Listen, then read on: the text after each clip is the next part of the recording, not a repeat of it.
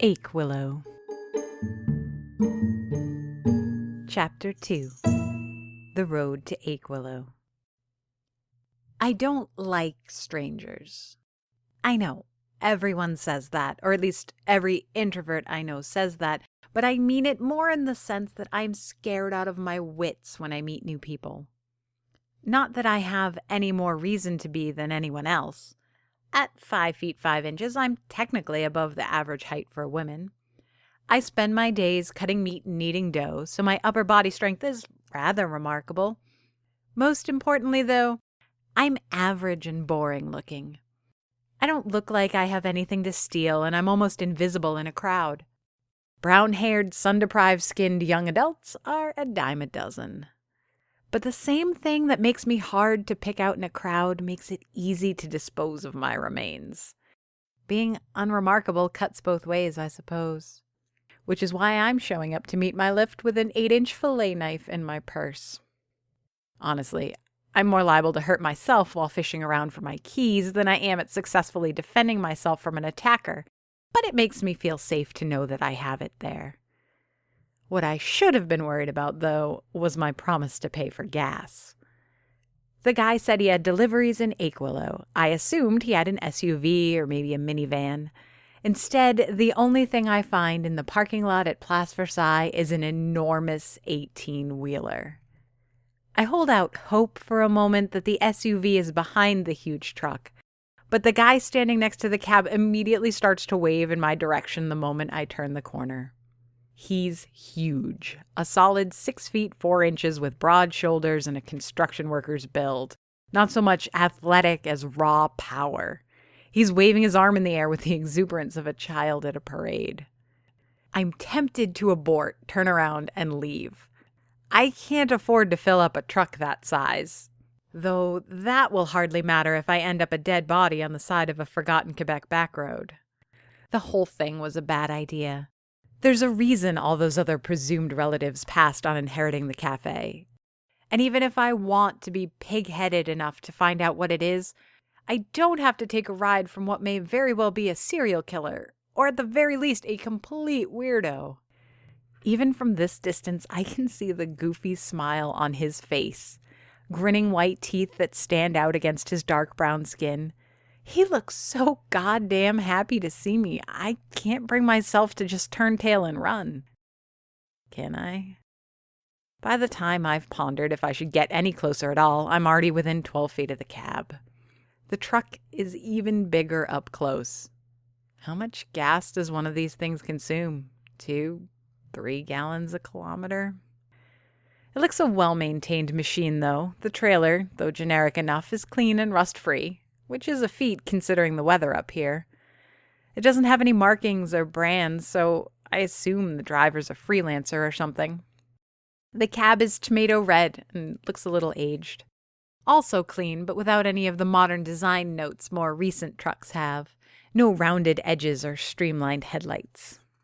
The name Eddie G is stenciled onto the door in black using a god-awful font.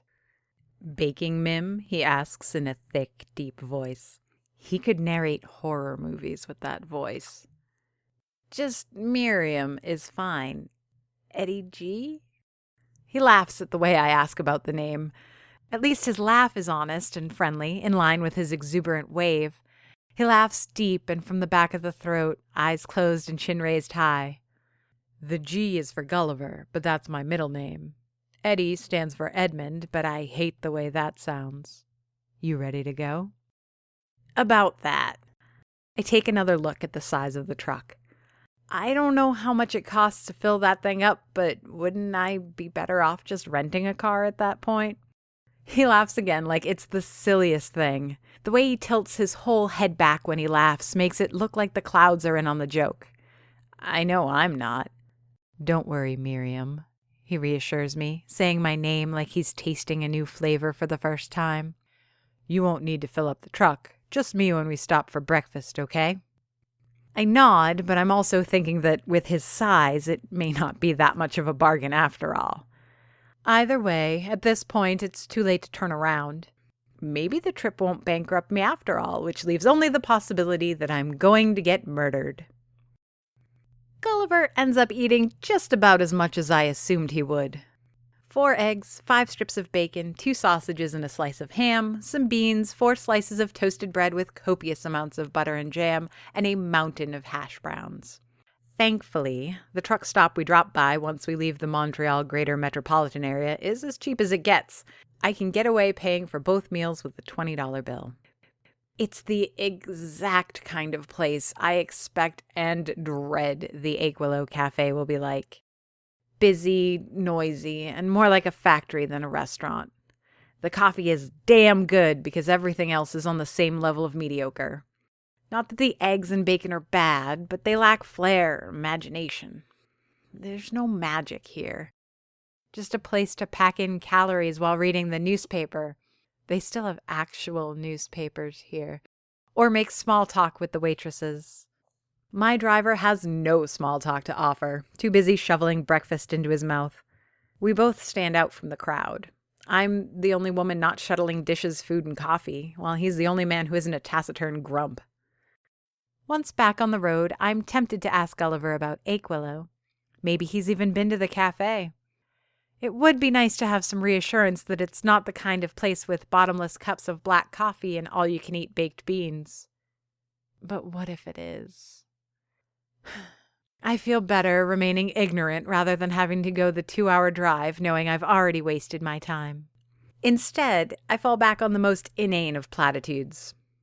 So Gulliver, eh? How did that come about? Yeah, it's a weird one for someone of my ancestry. He waves his hand over his face like a game show hostess referring to his skin color. Dad was huge into old fiction. Jules Verne, Jonathan Swift, Charles Dickens. You get the idea. Mom wouldn't let him name me after any of the characters, but she allowed him to pick my middle name. Though how awesome would it have been if they'd named me Tiny Tim? He laughs at his own joke, one he must have told 1,000 times while sitting tall in his seat so that I don't miss the punchline. Is that why you go by Gulliver, then? Subverts expectations? Huh. Nah, my real name is unusable in polite society, he says, then pauses for effect. Edmund Kemper. His eyes shift from the road to gauge my reaction. If he was expecting shock, all I gave him is confusion. I'm sorry, I have no idea who that is. Really? You've never heard of Ed Kemper? I have not. At this point, he sounds like I told him I'd never seen the moon or an airplane. Whoever this Kemper guy is better be a big deal. It's cool, he says, probably sensing my frustration. Maybe you've heard of his other name? The co-ed killer? Here we go. This is how I die. I clutch my purse, fillet knife inside, close to me. If that guy has some sort of fetish about this co-ed killer, he's not making me part of it without a fight. The dude was huge and smart for a killer. Murdered 10 people in under 2 years. Finished it off by killing his own mother and one of her friends, then turned himself in. For those who know, it's a bit of a loaded name, so I go by Gulliver. Would you have accepted the offer of a ride if that's the stuff you— All right, enough, I get it. It's rude, but I cut him off. I don't know what to expect. Here I am telling him to shut up in his own truck while he's giving me a lift for a very reasonable price. He'd be within his right to leave me by the side of the road. I'm sorry, I say. I don't like all this true crime stuff. Serial killers give me nightmares. The less I know, the better. His lips tighten and he nods to himself, eyes back on the road. I don't know if he's offended or just disappointed, but at least he's not talking about his namesake anymore. A few minutes trickle away. The overcast sky finally releases its cargo of rain. Long wiper blades dance in front of us, keeping the windshield clear. I'm just about to start relaxing again when Gulliver turns to me with a big grin.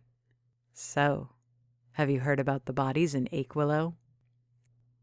It's with terse goodbyes and half-sincere thank you that Gulliver and I part ways.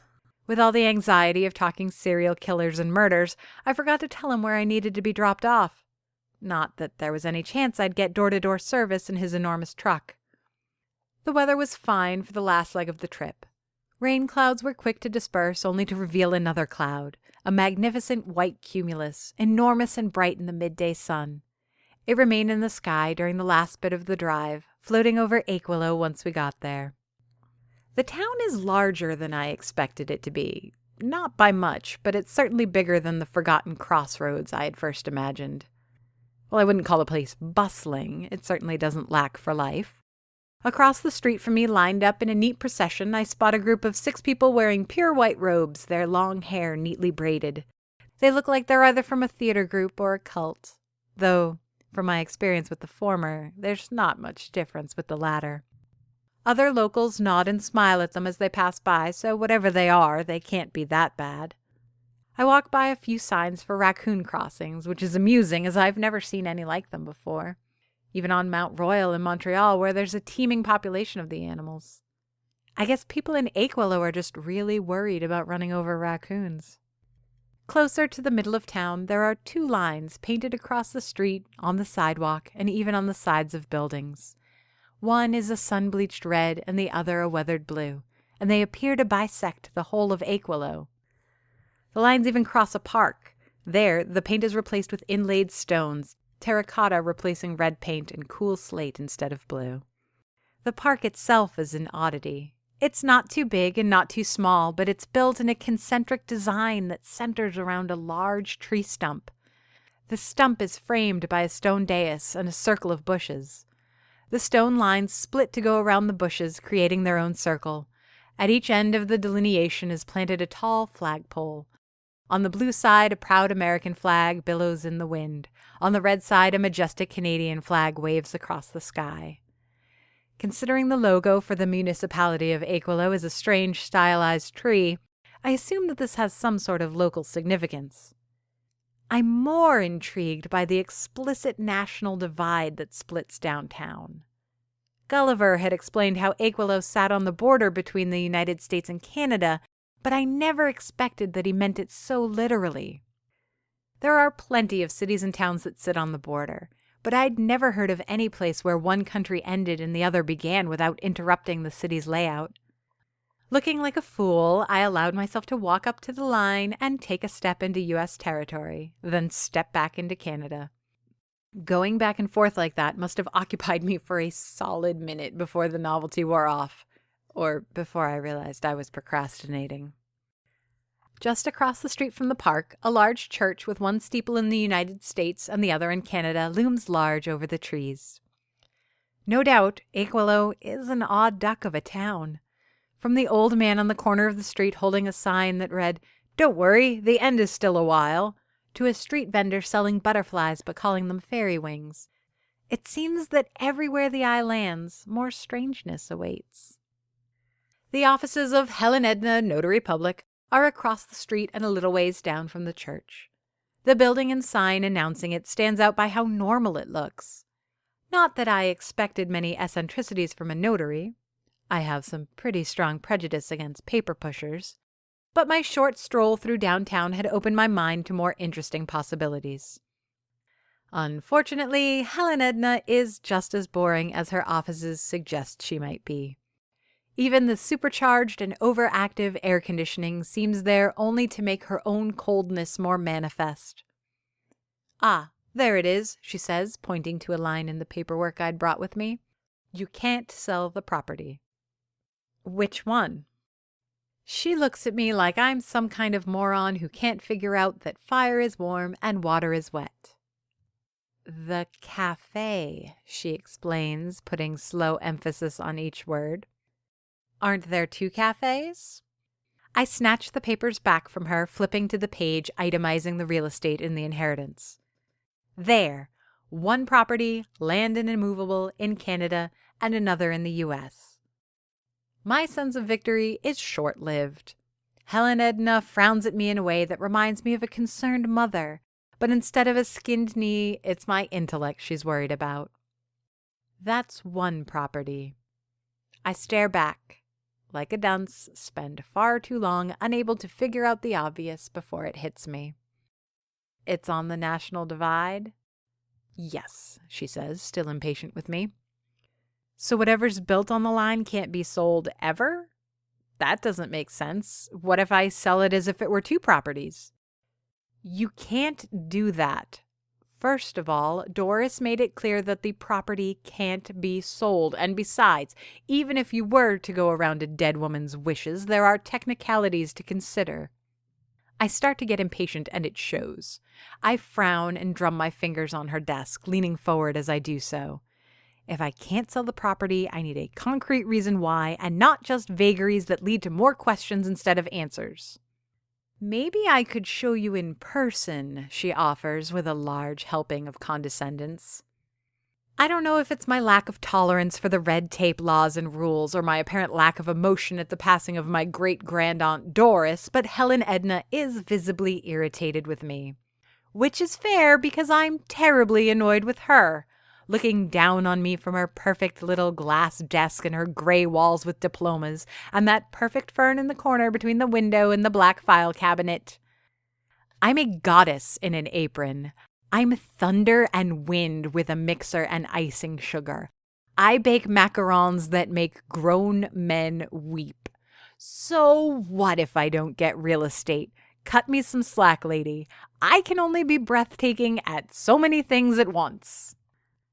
We leave her office, me still dragging my feet as I try to drink in as much of Achewillow as I can, and Helen Edna, a sharp navy business skirt with matching jacket and a leather attaché in her left hand. She barely bothers to cast a look behind to make sure I'm keeping up. I assume we're heading for her car, which I guess will be the most boring model of BMW sedan, probably black-gray, but after a few blocks we stop abruptly. My feet freeze, because Gulliver's truck is parked right there, monopolizing half of Rue Principale, the street that parallels the Canada-US divide. He's there at the back of the trailer, pulling one stack of crates after another onto a trolley. I can recognize everything coming out of that truck, all the standard brands of ingredients we use in school. Bulk supplies like 5 Roses flour by the box, butter by the tub, and sacks of raw sugar. I see the possibility of each load not for what it is, but what it can become, and my tongue traces my lips in anticipation. Helen Edna is instead frozen in anger.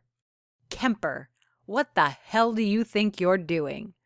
Gulliver, I refuse to call him Edmund after what he told me, stops, leans on his trolley, and flashes the notary his biggest, brightest smile. My job, Helen. You have no business going inside that property and have no deliveries to make until succession has been established. Doris paid for her deliveries until the end of summer and gave me a key. Unless someone takes possession and tells me otherwise, deliveries are getting made. Helen Edna retorts something, citing this or that code of law, but I've stopped listening to both of them. While they bicker about food deliveries, I walk slack-jawed around the red cab of Gulliver's truck. Hidden behind the huge delivery vehicle, I see it for the first time. The Achewillow Cafe. It's not a truck stop or a chrome-covered greasy spoon.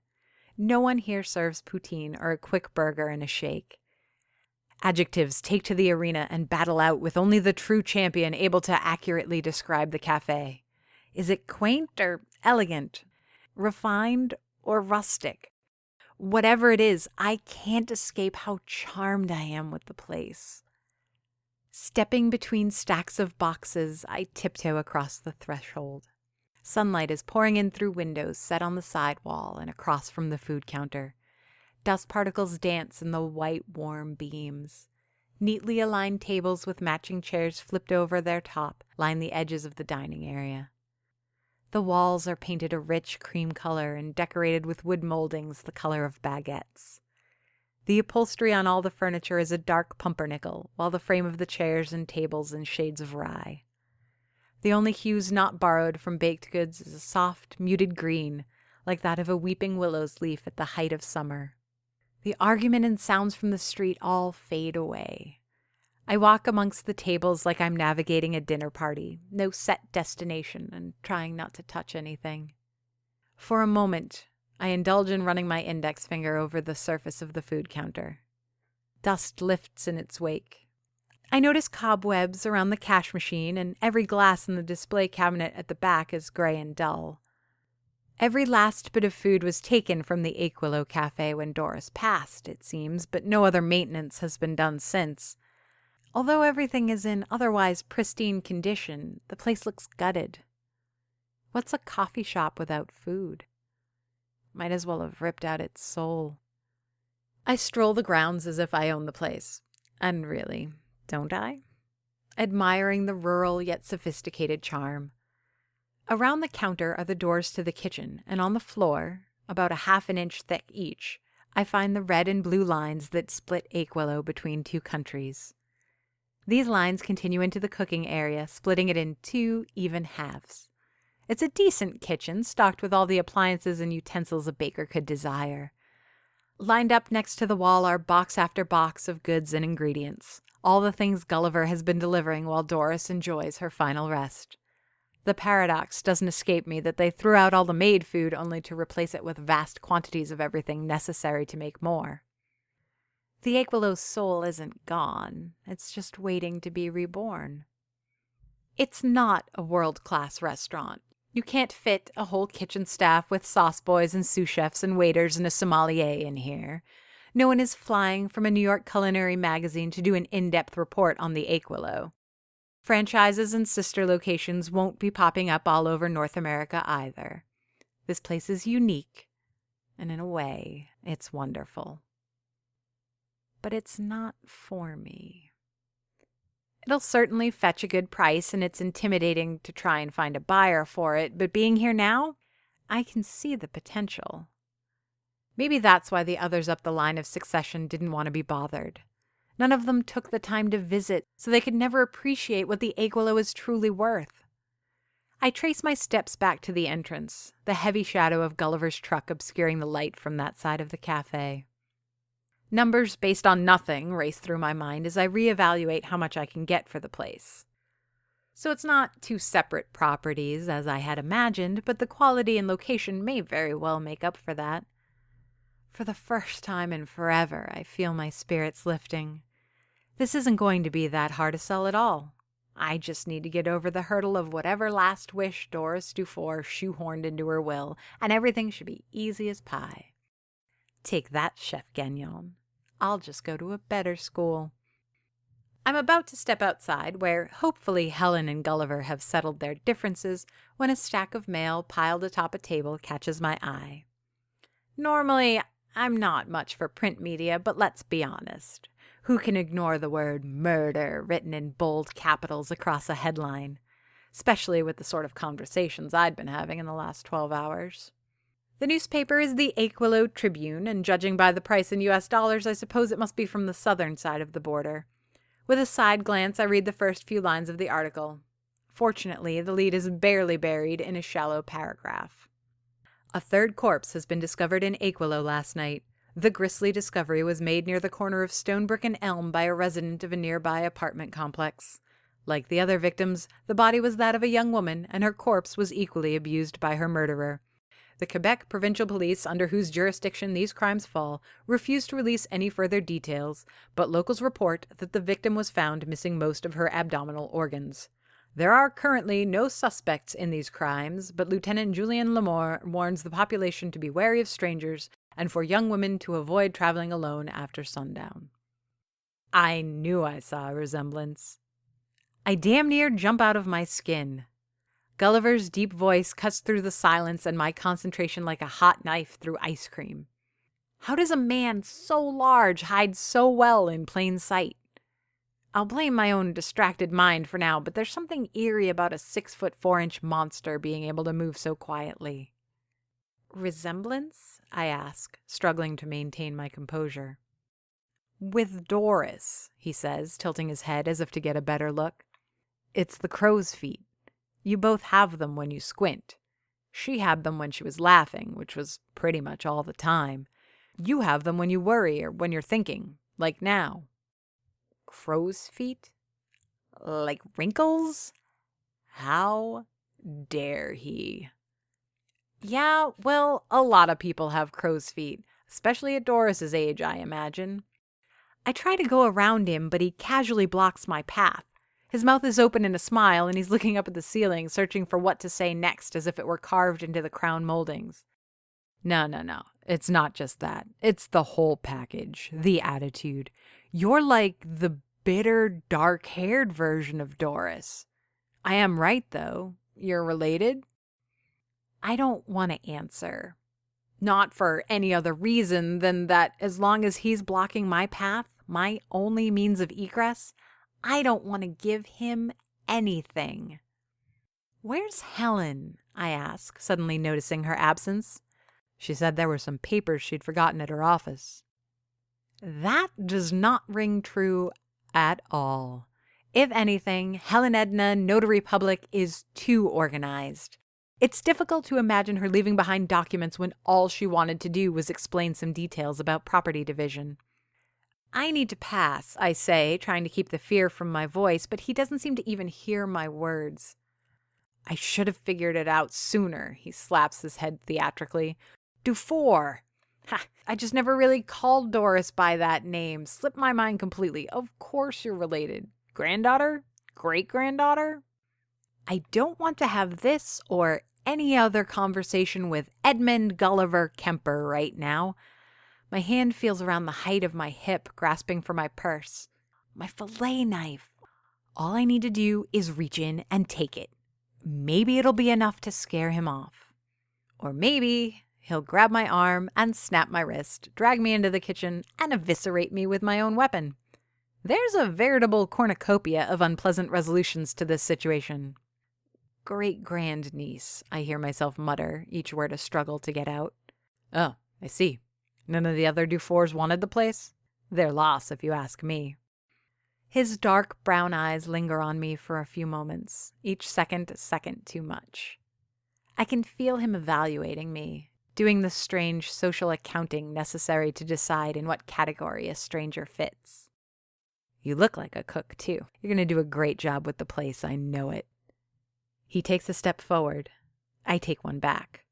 My hand plunges into my purse, and I slice the tip of my ring finger on the edge of my knife. Already the blade is turning against me. Finally, Gulliver notices my body language. Hey, he says, raising one eyebrow quizzically above his forehead. You okay there? I can't help it. In lieu of an actual answer, my eyes take a quick jab towards the newspaper on the table next to us. His gaze is quick to follow, and math is done behind those dark brown eyes. Wait, you think this is me? At this point, I'm too distraught to see the difference between anger and confusion. The two blend in his face, and I can't tell if he's frustrated that I found his secret out or befuddled that I would think him a serial killer. The scales of flight versus fight teeter for a moment while my bleeding fingers find the handle to my fillet knife, but the moment I have a solid grip, they fall with their full weight on the side of fight. Another step back and a swift, arcing motion with my left hand, and I'm suddenly in the closest thing to a battle stance I can adopt. A little crouched, brandishing my blade in a shaky, nervous hand, I feel almost capable of defending myself. Almost. His face is unreadable, but his temerity undeterred. The truck driver, named after a serial killer, takes a step toward me. I think you'd better be handing over the knife. And with that ominous warning, Gulliver takes another step towards me. Achewillow is written by J.F. Dubow, narrated and produced by me, Amy Frost. If you enjoyed this podcast and would like to hear more, please rate and review us on Apple Podcasts, Google Play, or your preferred podcast platform. You have no idea how much it helps. Questions, comments? Email us at achewillow@gmail.com. Follow us on Facebook, Twitter, and Instagram under the username Achewillow.